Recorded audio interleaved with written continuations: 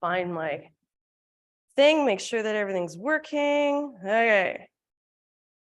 Oh, look at that. I've got a laser pointer too. Okay, so thanks very much for those of you who are able to come here in person. My name is Merle Massie, and I'm the coordinator of the Undergraduate Research Initiative here at the University of Saskatchewan. And we have about 6 people online as well. So thanks very much. And I know you guys can hear me. So today we're going to talk about the NSERC USRA. So it's our upcoming 2023 competition for the Natural Sciences and Engineering Research Council Undergraduate Student Research Awards. And our session today is specific to the Student Statement of Interest, which is new for 2023. Lots of you will be working with professors who will say, what? They've never had that before. I'm sorry, it's new. You're going to have some hiccups. But as we gather here today, we acknowledge that we are on Treaty 6 territory and the homeland of the Métis. We pay our respect to the First Nations and Métis ancestors of this place and reaffirm our relationship with one another. And most of you have seen my second one, which was one that I did with the Guanama Center for Teaching and Learning here at the University of Saskatchewan to create your own personalized land acknowledgement. I do recommend that program if you ever get a chance. Now, the Undergraduate Student Research Awards, the Natural Sciences and Engineering Research Council of Canada puts these forward. They are a specific award where the professor and the student have to apply together. So there's 2 parts to the application. You can see here Form 202 Part 1, that's what the student puts in, and Form 202 Part 2, that's what the professor puts in. But we also have a third component that's new for this year that is a 1-page, maximum 1-page student statement of intent. And that doesn't get uploaded to NSERC. It actually comes to me or to the undergraduate.research@usask.ca. And my goodness, we are having serious technical difficulties here in the room today. Student eligibility is you must be, because it's a federal award with federal funding, you must be a Canadian citizen, a permanent resident, or a person with protected status, so such as a refugee. So in Canada, if you have refugee status, that falls under that. At USask, so NSERC requires that you're be of a good student of a really good average. They ask for a B-. At USask, that's considered 75 and up. Normally, because we have about 130 to 150 students who apply for these awards and we only get about 60 to 65, the adjudicators will factor in marks. And so hopefully you have pretty good ones.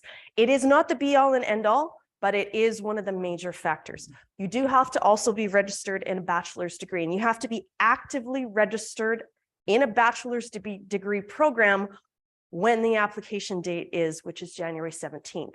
So I had an email from a student this morning who is actually going to finish all of their classes towards their bachelor's degree here at the end of December, and they weren't planning on taking any classes January to April, but they were wondering if they were going to qualify. And so I've reached out to NSERC, but the initial response is no, because they're finished all their requirements for their bachelor's degree, and that's actually written in our handbook. So you need to be actively registered in a bachelor's degree. There's a little bit of wiggle room if some of you maybe take some time off to go do a co-op or an internship or something like that. As long as you're registered in either the fall 2022 or the winter 2023 taking active classes, then you'll be fine. You'll be able to apply for an NSERC USRA. I realize that's a little bit muddy. Reach out to me if you have any further questions on that. So the application procedures is the applications are submitted to the NSERC main portal. So that's Form 202.1. That's what you guys do. And you guys have to do yours first. The other thing that you have to do is your transcripts. So you have to have your transcripts ready and in place so that you can upload those to the portal. Then you get a registration number, which you give to your supervisor. And they need that registration number in order for them to upload the second part, Form 202.2. When you go to NSERC for the first time, if this is your first time applying, you have to create an online system login. You have to tell NSERC who you are. And there's a whole bunch of questions and, and where you live and your address and all kinds of stuff like that, right? Both the student and the supervisor have to have a login for this particular website. Most of your professors have done this before, so they're fairly good at it. So don't worry so much about them, just worry about yourself. Yes, so you guys submit Form 202 Part 1 and your transcripts. Then you give your number to your professor. They use that number to submit Form 202 Part 2, and then NSERC locks the two together. So that's pretty much how that happens. As I said, your transcripts are required. If you have transcripts from more than one university, you have to shove them together in one single PDF. You can't upload multiple PDFs. You have to take the time to put them together onto one PDF. If you don't have that ability, find a friend who does. If you don't know how, go to the library. They can help you with that, okay? But here's where we really wanted to spend our time today. So new for 2023 is this one-page student statement of interest, and it will need to be submitted to undergraduate research at USask.ca by the deadline. So that's January 17th. And that's what I'm going to break down today and talk a little bit about what the adjudicators are looking for in that student statement of interest. The deadline, as I said, January 17th, so the same day that your other forms are due. You don't have to wait until January 17th to submit your stuff. If you've got it ready before then, go ahead. I would ask you to wait until the first week in January if you can, for a couple of, well, most of you are going to have to anyway, because you want to wait until the first week of January to pull your transcripts, and they will be ready through MyCreds. So the USask has a new transcript system called MyCreds. It is going to cost you 1 credit, $10 to get your transcripts. You will need to email yourself a copy of your transcripts if you've got USask transcripts.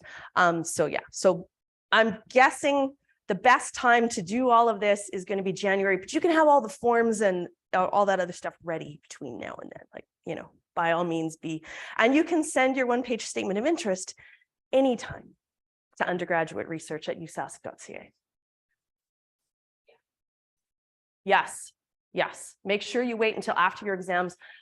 Your transcripts, the way with our new MyCreds system, they're going to be much quicker than they ever were before, because it's all going to be digital and automatic. So as soon as your final exam or your final marks show up on pause, you should be able to get your transcripts. So yeah, by that first week of January, everything should be in place. Make sense? Good question. Thank you. So go ahead. Oh no, when you get your transcripts, it's your official transcripts from all of your classes that you've taken here at USask. And if you've taken classes from another university, we want those transcripts too. Like if you were a transfer student and came over after you've done a year or two, we want all of your transcripts from your university years, not just the last term. But we need that last term, which is why you have to wait till January. Okay. So the USask selection committee, the adjudication committee, will read all those applications, including that one-page statement of interest, which we're going to talk about today. We have a number that NSERC says you're guaranteed to get this many USRAs. So we identify all of those, and then we also identify a wait list, because there always seems to be some students who, for whatever reason, even though they were awarded on that top 60, that they cannot take up their USRA. And so we're usually able to pull anywhere from 3 to 5 off the wait list. And so as long as you're in that sort of top 65 to 70, chances are very, very good that you're going to end up with an NSERC USRA. We've moved the process 2 weeks sooner this year on purpose, so that because the professors have been pushing and asking for this, and I understand why. They want to make sure that they have their students, that you guys know that you have a summer position, a paid summer position, so that you don't all go off and take a job with the Department of Highways, holding a sign and making lots of money. So just making sure you're clear. You're not going to get rich being a research assistant in the summer. Everybody's clear on that? Okay.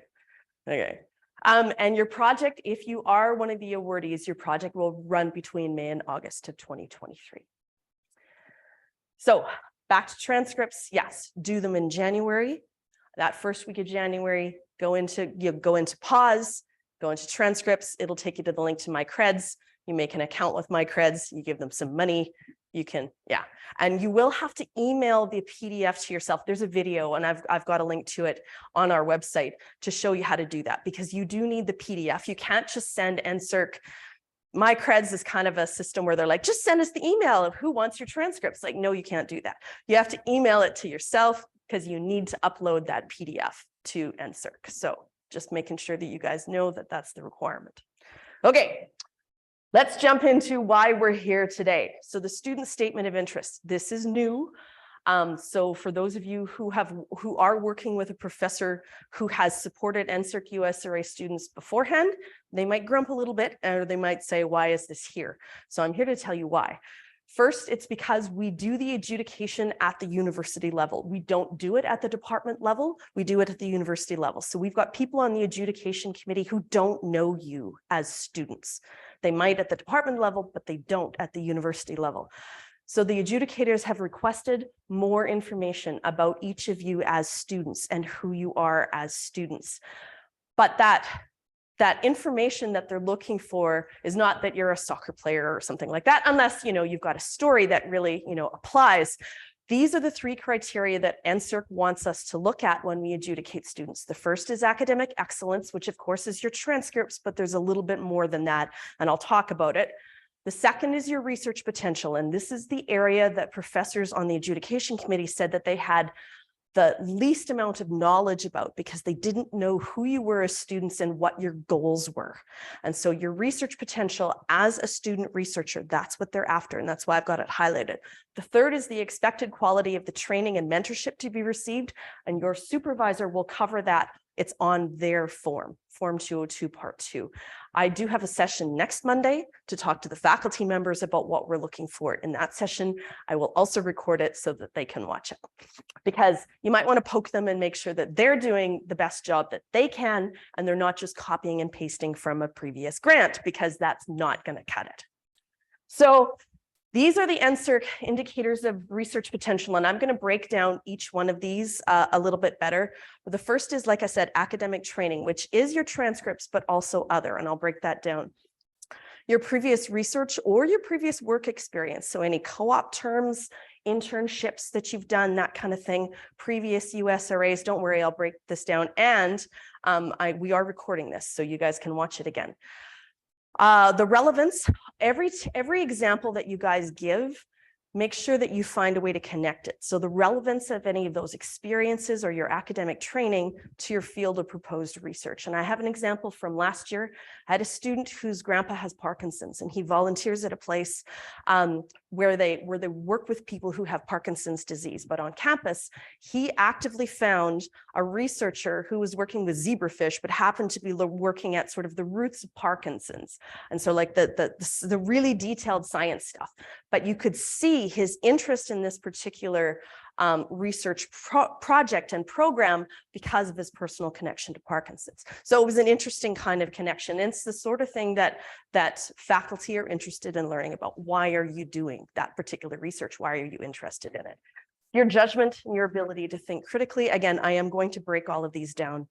Your ability to apply skills and knowledge, your enthusiasm for research, relevant community involvement, outreach, your initiative, your autonomy, that means your ability to work on your own.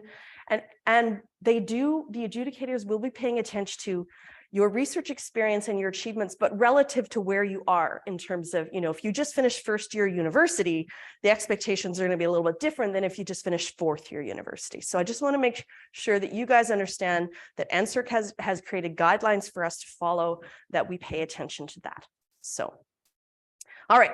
Now I'm going to break down each one of those lines. So when you go to talk about your academic training, so yes, your transcripts, which we will have access to, but here are some of the things that in your one-page statement of interest, if it helps or if it's relevant, you don't have to, but if it's relevant, you can highlight things like any growth or change.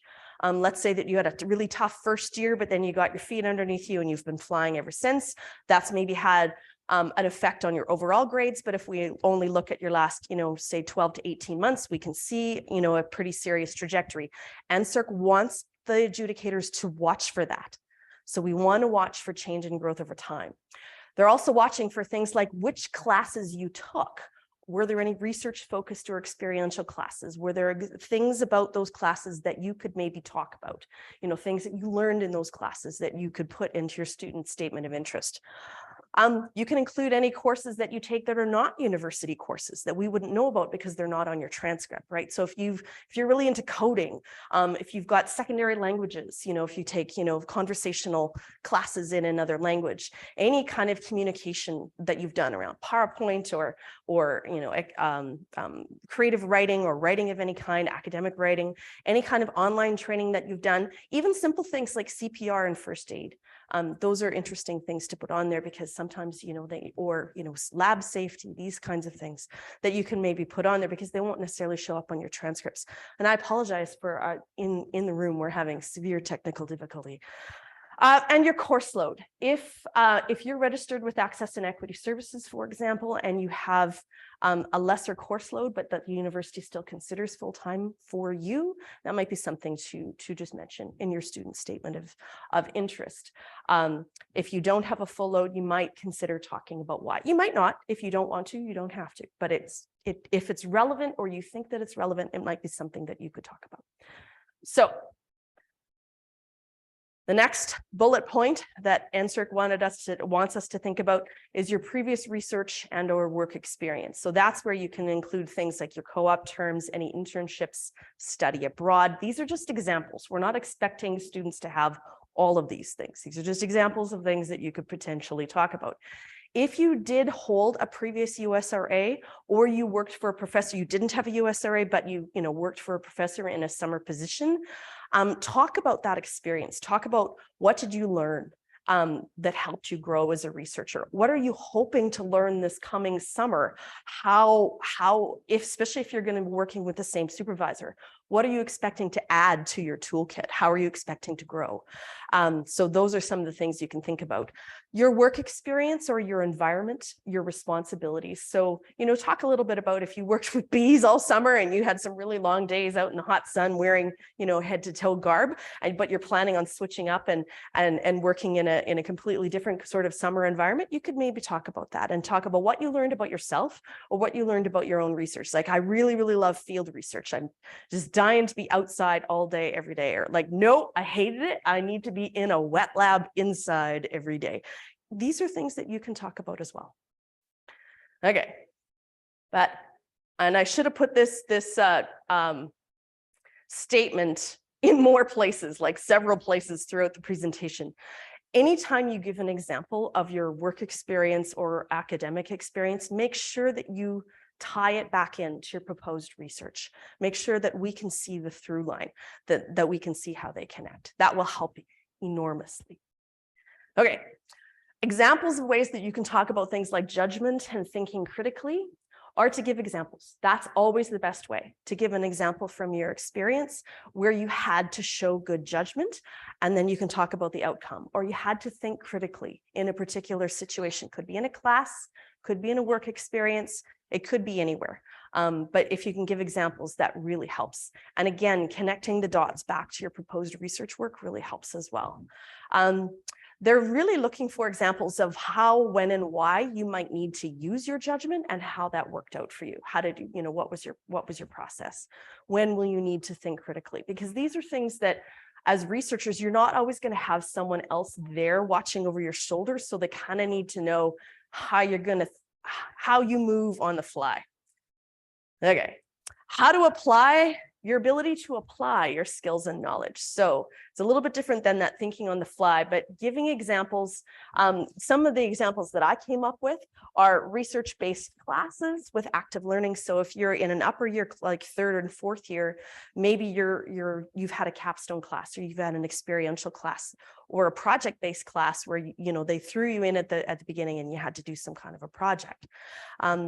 Any examples that you might have about troubleshooting an issue? Did something break in the lab?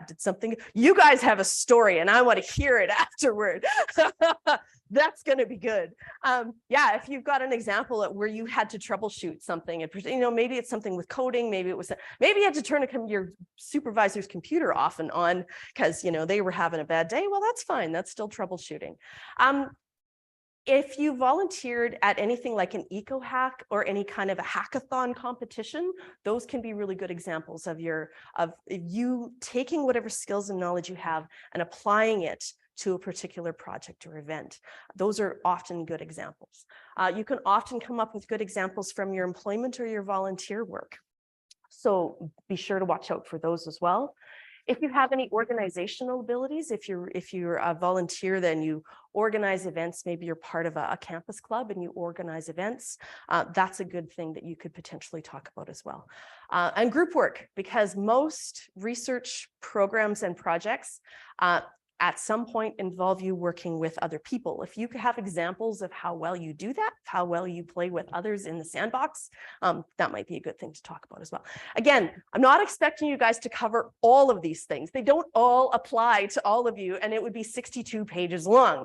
So your challenge is use these examples to come up with something that fits you and tells the adjudicator something about you that's going to be helpful as they do the adjudication. Okay, so this is not an exhaustive list that you have to hit every one. I just kind of tried to come up with some examples. Okay, enthusiasm for research. Professors talk about this one a lot because you need a lot of enthusiasm to make it through a whole summer of research, especially if you've got a research project that means that you have to bang your head against the wall quite a bit. Then they want to make sure that you start with really high enthusiasm so that by the end of the summer, you're still like not in the negative, still sort of positive maybe. So yeah. So examples of ways that you can show your enthusiasm for research is to say, I am a member of the SHORE program, or, you know, I joined, that's the Student Undergraduate Research Experience program here on campus. So again, it doesn't show that you're professionally trained researcher, it just shows that you're enthusiastic about connecting in with the research community. If you attend any public lectures, so if there's professors in your department or in other departments and you're like, oh, they're having a public lecture talking about the research, if you've gone to any of those kinds of events and you really learned something from it and you want to, you know, talk about how that inspired you, that would be a good example to bring in if you want to talk about your enthusiasm for research. If you volunteered in a research lab of some kind because they didn't have enough money to pay you, but you really, really want to get into research, and so you gave your time, well, that certainly shows your enthusiasm for research. So you can definitely talk about that. If you were someone who organized talks, if you saw that there was a need, you know, and you wanted to bring somebody into your department or your college because you knew that they had, you know, great things to say about research, then you can talk about that. All right, relevant community involvement and outreach. Again, this isn't necessarily going to show your research chops, but it does show your commitment and your enthusiasm. But this is actually one of the things that NSERC lists, and they list it as separate from enthusiasm. So I thought I'd break it down. So if you have any volunteer roles, both on campus or off, list those, you know, because anytime you volunteer and you're the, you know, I don't know, communications person for the biology club, somehow put that in your student statement of interest, because it shows that you've got some oomph. Any kind of community roles that you might have. If you're a busy or a volunteer in your community in any way, including in church, if that's important to you, then that's something that you can certainly talk about. If you've done any outreach work, the university does a lot of outreach work. There's a lot of student mentoring opportunities with things like BIRM, the Building Indigenous Resilience Mentorship Program. If any of you worked in the science camps at all of those science camps and camps in the north, those are all examples of outreach roles. They might be paid roles, but they are specific to science outreach. And of course, NSERC is all about science and engineering. So these are all great examples. And any campus roles that you might have around community involvement and outreach. Again, you know, member of the biology club, member of the, you know, ag bio club, whatever. Yeah, you know, being an engineering student who's going to prank the agriculture on Wednesday. I'm like, you guys put that on Facebook. What are you thinking? Like, now we know that engineering is coming after ag bio on Wednesday. Oh, I see. So the meeting is on Wednesday. Is it? Yes, I saw it on Facebook, I'm telling you. So that means it's true. I saw it on the internet. It's true. All right.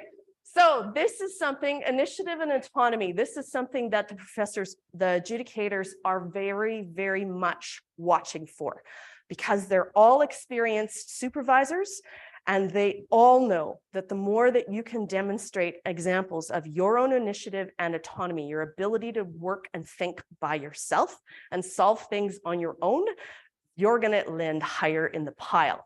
So examples that you have of working on your own, problem solving without help, if you have practical examples of things that you've done. Anytime that you've driven research forward, let's say that you asked a particular research question and the research in the group that you were involved with, or even if you were taking a class and you did some problem solving and you took your research, your class project in a whole new direction. Talk about that. That's a good example. Your ability to identify roadblocks along the way, that's also a good example. And any times that you happen to find solutions for something that came up. So these are some common examples. And the last one that NSERC wants adjudicators to pay attention to is your level of experience and how that measures up to your year in program. So don't worry if your examples on your one-page statement of interest aren't because that you've had 2 previous NSERC USRAs and have all this depth of research experience. Don't worry about that, because they know that you're just coming out of your first year, right? So they know that you're not going to have as many opportunities as a 3rd or 4th year or 5th year student might have. So, but do pay attention to letting the adjudicators know in your one-page statement of intent where you're at in your research experience relative to the expectations of someone in your year. So just to be very clear of where you're at in your years of your progression through university, that will help in their adjudication. Things that NSERC did not put on this list include things like, one of the reasons why NSERC creates these USRAs is to support students to become good researchers. In theory, that's also because they're looking at the pipeline into graduate school. And I'm just being practical on that one. That is one of the things that they are thinking that they're doing, is supporting students to eventually end up in graduate school. However, I just had a meeting with my NSERC adjudication committee last week, and they were very quick to point out that a student might think they're heading for dentistry or medical college when they're in 2nd or 3rd year, but that doesn't mean A, that they make it in, and B, that their path isn't going to take a while before they get there. I've seen students take an NSERC USRA, go into graduate school, and then be accepted into medical school. So just because you think that you're heading for medical school doesn't mean that it's going to happen right away. What you can do in those cases is that if you are heading into medical school or dentistry or vet college or wherever you're heading, you can think about how understanding research would help you to be a better vet, a better doctor, a better nurse, a better dentist. That's a good way to frame it. So that would be my recommendation in that particular way. It's perfectly fine to be explicit that that is your hopeful goal, but unless you're actually, entering the College of Medicine, in the fall, then it's probably just your aspiration, not necessarily, where you're going to be. So keep that in mind. Another thing that NSERC doesn't necessarily write down is that they're moving away from that in terms of whether you're heading into graduate studies, simply because we know that undergraduate students come out with their research experience. Yes, some of you might end up working for Ag Canada or something like that, just with an undergraduate.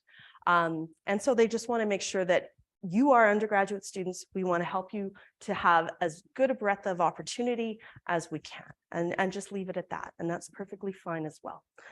There are a lot of opportunities for scientists, for the wet lab scientists, from the national sciences, the research councils, the provincial research councils, the federal research councils, Genome Canada, all kinds of agricultural groups, the checkoff groups, there's tons. So no matter where you come from, that's another thing. So another thing that adjudicators are kind of paying attention to is your trajectory through school. Let's say that you started over here in biology, but all of a sudden you took some kind of class that moved you over, somewhere else. You can talk about that. You can talk about that pivot moment and that point and what made you choose to go in a different direction. That's a perfectly reasonable thing to talk about as well, because what it shows is that it shows your own self-knowledge. It shows that you're paying attention to who you are, what works for you, and where you want to go. So with that, here are your guidelines. 1 page maximum. I will not even download your second page, so don't even try. 1 page maximum. I do actually have on our website, there's a template, that's the word. There is a template on the NSERC USRA website under, so Office of the Vice President Research, search for students, undergraduate research, look there. It's pretty obvious. There's a whole page just for NSERC USRAs, all of the guidelines, all of the templates are there. Another thing and this is aside from the student statement of intent. So yes, there's a link to the template. I want you to include your student number because I will use that. It's an easy way for me to calculate your transcript average on the back end. So I can key that into Banner, and then I can know your USask average without me having to spend days and days calculating 150 of you and all your averages. That won't work if you're bringing in classes from another university. I'll still have to hand calculate, but that's okay. I'll do that for the few of you that there are, but those of you who are all USask students, if you give me your student number, I will love you forever. So, what was the other thing I was going to tell you guys? It'll come back to me. Yes, email to undergraduateresearch@usask.ca by January 17th. You can send it before. You don't have to wait until the last minute, because that'll be the day that your computer dies. Because that always happens. Go ahead, questions? Either one is fine. I think I put a spot on the template for your student number. So if you use the template, which I hope you do, it should be easy. If you choose not to use the template, I will not refuse the 1 page statement of intent, as long as it's still a 1 page. But if your margins are like crazy, man, I might, the readers will notice, right? The adjudicators will notice. Here's another recommendation for you. How many of you have used the USask Libraries Writing Center? Thank you. Excellent. I'm so delighted. Please do so for this.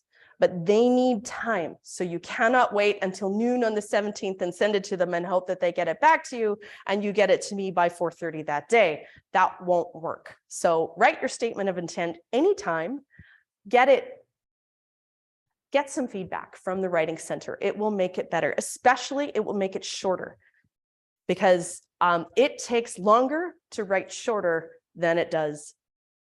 Yeah. That's the first. I don't know how many of you know this, but I am an author as well. And I know this from experience. It's really easy to just kind of open up your brain and pour it out on the page. And all of a sudden I've got 6 pages and oh my God, now what am I going to do? Yeah. So do that first draft now. Have your professor take a look at it. There might be examples that if you're going to be working with a professor, if you happen to be working with a professor who already knows you, then, by all means, ask them to read it over. But that's not a requirement. That is you talking to the adjudication committee of 10 people to tell them who you are as a student and where you want to go in research. That's what we want to know. Any other questions? Go ahead.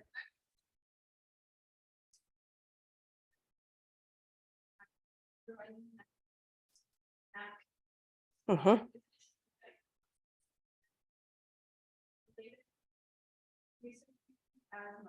Yes, because if it's a health-related research one that would normally be put under, so there's 3 tri-agencies, and the other one, the one that where there's the most amount of crossover and things can get muddy and sticky is the Canadian Institute for Health Research. So, and that goes back to whether or not you qualify. So if you're already a student and you are already in a Bachelor of Science of Nursing program, if you're already in dentistry, if you're already in medicine, you do not qualify for an NSERC USRA. You have to be in a bachelor's program, not a professional program in the health sciences.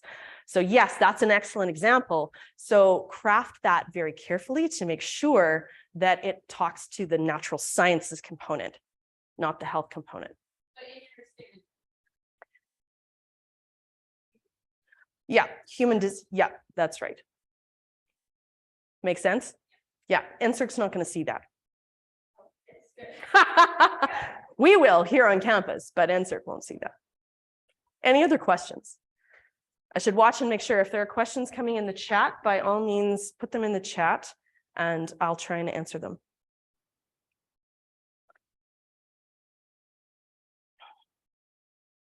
If not, yeah, that's don't be scared of it. Don't be afraid of it. Don't worry if English is not your first language. There's professors on the adjudication committee where English is not their first language. English is one of their additional languages because they're way smarter than me. So don't be afraid if your writing isn't, perfect. We're really looking to see who you are as a student, what your trajectory has been to get to where you are now, and where you want to go within the research community. That's what we want you to watch for. I do have a question on the chat. Would you prefer sections or one big block of text? Hi, Makita, that's great. Well, I like paragraphs. Paragraphs show me good writing. Especially considering a paragraph outlines a particular thought or example. So if you can craft it that way, that'd be great. But at the same time, if it just comes in as one big paragraph, I don't think you're not getting marked on it after all, right? Nobody's giving you a mark on it. It's just your opportunity to tell the adjudicators who you are. I would suggest paragraphs would be a good idea. Is it okay if your major is undeclared? Yes, Prachi, it absolutely is okay if your major is undeclared, as long as you're registered in bachelor's program. You're welcome. And just to make sure that everybody's clear, you have to have a supervisor already in place before you can apply for this. So that's your first order of business if you haven't already done so. Find a supervisor who wants to work with you to go through this application process. Awesome. Okay. If anyone has any further questions, please send me an email. You can send it directly to me, merle.massie@usask.ca, or you can send it to undergraduate.research@usask.ca. They both end up in my Outlook at some point. All right. Thanks, everyone. I'm going to stop the recording.